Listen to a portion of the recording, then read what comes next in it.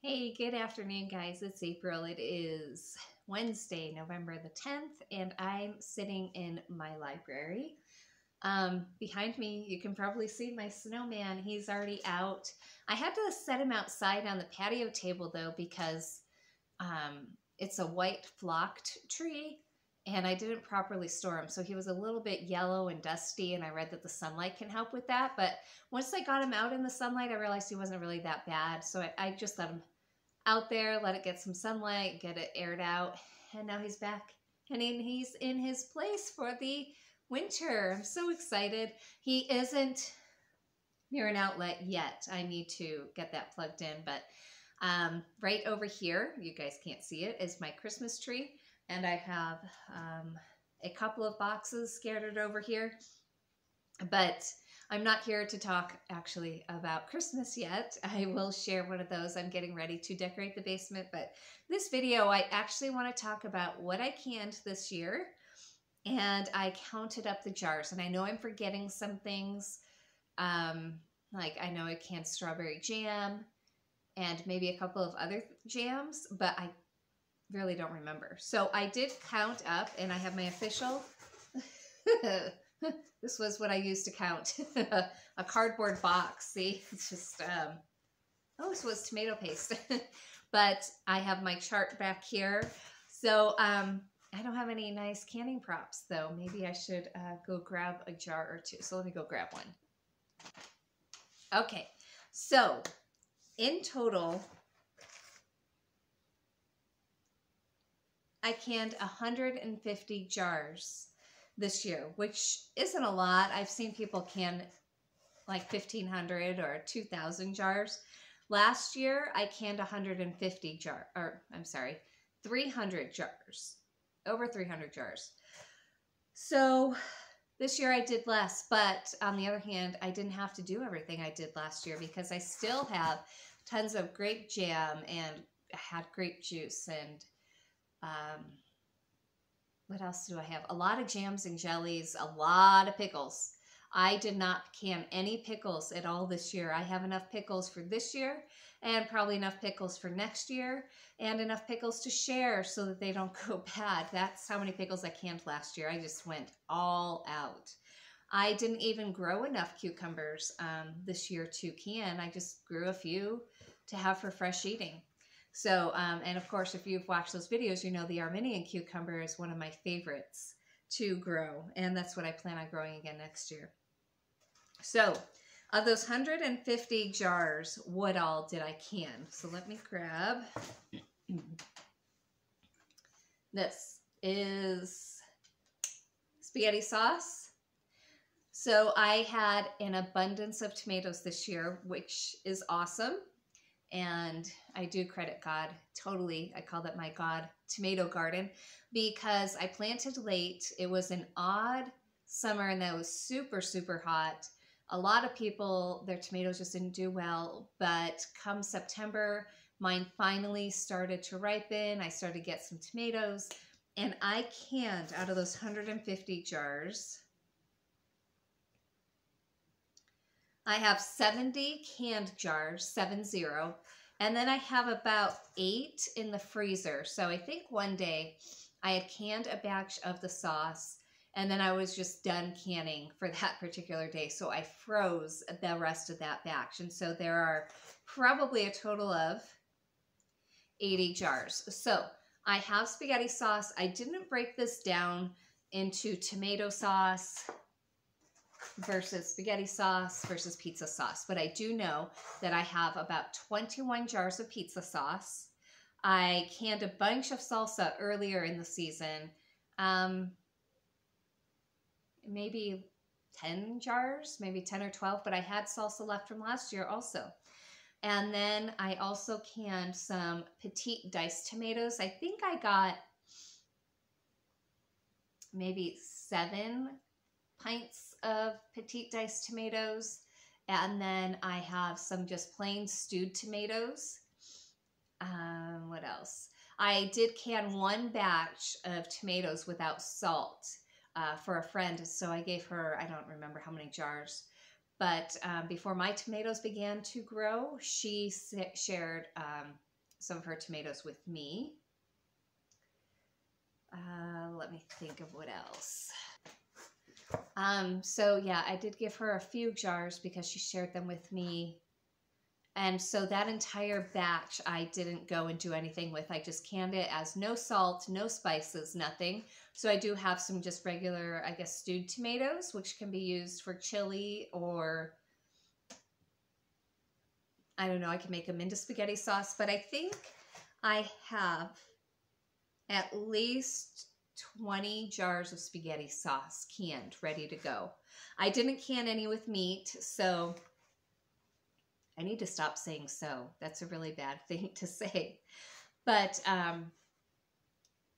the story with my pressure canner, and I should have taken a video before I mount this off to Presto, but in my pressure canner top, you have the lid and you have your dial gauge. Mine was dial gauge. And then you have the regulator. And then you have the air vent, which is a 2-piece part. And that air vent sits inside of another piece. The piece that's in the lid that air vent sits in came out of mine. And when I called Presto, they said they'd never seen that happen before. So they recalled my canner. That got sent back last week. And then I just got my new one yesterday. I haven't even opened it. It's in the box. I just put it away. I figured, oh, I don't need to open it yet. So it's been replaced. So I was without a pressure canner for much of the season, which is okay because the only things I needed to pressure can, or should say wanted to pressure can, were green beans. And I did can pinto beans. Actually, oh, that is included in here. And maybe one other thing I pressure canned. But for the most part, everything was water bath canned. So, like I said, I canned a bunch of tomatoes, 70 plus jars of sauce, petite diced tomatoes, pizza sauce. I don't make my own tomato paste. It would take a lot of tomatoes and a lot of time, so I do buy tomato paste. That's why I have this box. I also canned plums. I made spiced plums. I have about one batch, 7 jars of that, pint-sized jars. I also have a bunch of jam. I have 5 pints of plum jam. I have 4 pints of pear jam. I have strawberry jam. I don't remember. I think I probably got 10 to 12 half pints of strawberry jam. In my freezer, I have more strawberries. I have blackberries, and I have apricots that I need to make into jam.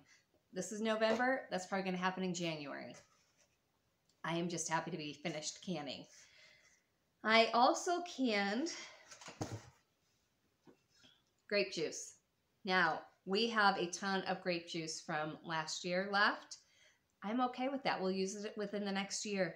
Grape juice, it has a lot of antioxidants. It has a lot of good things for your body. I use it to help with sickness. If we're getting a cold, I will take apple cider vinegar. My kids will not, and I don't blame them because I get desperate and I do it, and I can't stand apple cider vinegar. And I don't go for the pills. I go for the real thing. And so I canned 13 quarts of grape juice. Along with that, I canned 10 pint jars of grape jelly, 3 jars of blackberry jam, 11 pints of pinto beans, 14 pints of green beans. I'm trying to read my own writing here. And you know what? My number is actually higher, I think. No, it's not. And 13 quart jars of applesauce. Might not be enough to get us through, but I have some left over from last year that I found, so we'll get through that first. But 150 jars, plus with what I have, I don't know, I didn't count how many I still have, but we have enough canned goods to get us through a little while. And with 70 jars of tomatoes, I will have to see where we're at in the spring to see how many I'm going to have to grow. I will still grow tomatoes and I will still can tomatoes next year, but I might not need 27 plants like I had this year. But then again, we'll see.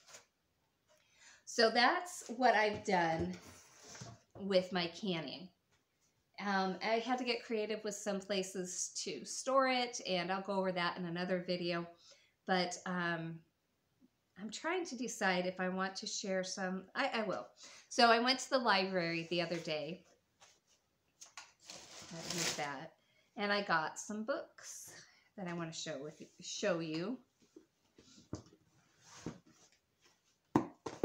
Actually, I think I requested these, and these all happen to be ready on the same day. So the first thing I got is this book called Foraging for Self-Sufficiency.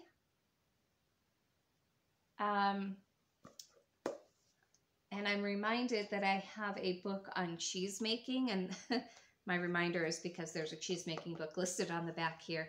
Don't know if it's from the same series, but I haven't even been able to really go through this, but it will show you stinging nettle, for example. I know I have stinging nettle in my yard, and you can use that for what? The leaves are high in vitamins A, C, iron, and protein. Can be used as a green vegetable, made into a puree. I'm not sure. Stinging nettles kind of sting. I'm not sure that I would want to use it in a salad. But anyway, this is going to be an interesting book for me to go through. That's written by David Squire.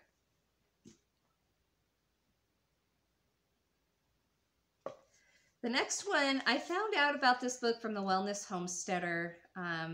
She just put out a video of, I don't know, within the last few weeks. And to be honest, when she shared her list of books, I went and had the library website open, and I was requesting all of the books that I could from her list. And this is one that I found and is ready. Modern Pioneering,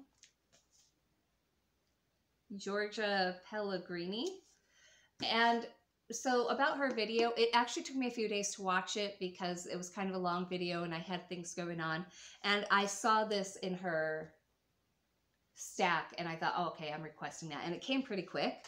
So this has a bunch of recipes, projects, and skills for a self-sufficient life. So I'm excited to look through this one and see what that's like. And then I also have Self-Sufficiency for the 21st Century, The Complete Guide to Sustainable Living Today by Dick and James Strawbridge, a father and son team. And I've glanced at this briefly, and this talks about making a solar dryer. Not sure what a solar dryer is. Pruning an espalier tree, gardening. Obviously, you can't have a self-sufficiency book without that. A wind turbine, understanding electricity. That electrical stuff is over my head. Kitchens, the small farm. This looks like an exciting book, at least to look through. So I have these. And then I did find this book. It is called If You Lived Here, You'd Be Home by Now. Why We Traded the Commuting Life for a Little House on the Prairie.